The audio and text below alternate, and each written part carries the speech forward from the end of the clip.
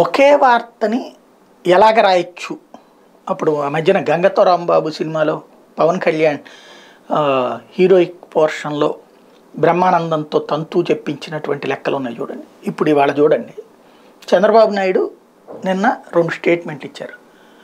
అందరినీ మార్చేసుకుని 150 మందిని మార్చినా దిక్కుమొక్కు లేదు, ఓడిపోవడం ఖాయం అన్నది.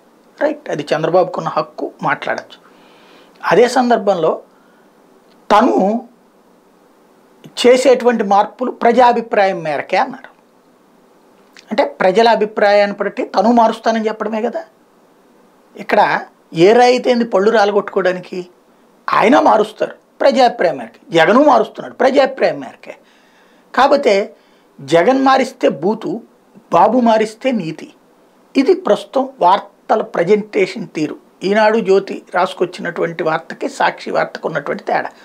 ఈనాడు జ్యోతి రాసుకొచ్చేది ఏంటంటే ఈ కోణంలో నుంచినే, బాబు మాత్రం ఎవ్వరికీ చెప్పడట, తను ఓ అద్భుతమైన నిర్ణయం తీసుకుంటాడట ప్రజాభిప్రాయం ప్రకారం. ఎవరు చెప్తారు ప్రజాభిప్రాయం?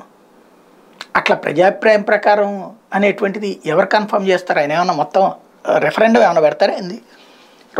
ఏది అసలు ఎలక్షన్స్ కంటే ముందే జనం అందరూ చోట్లేయండి, నేను 5-6 అభ్యర్థుల పేరు పెడతాను, వాళ్ళందరినీ చూసి వాళ్ళల్లో మీరు ఎవరికి ఓటేస్తారంటే వాళ్ళని మీరు రేపు ఎమ్మెల్యేగా పెడతానని చెప్పి అన్న పెడతారా?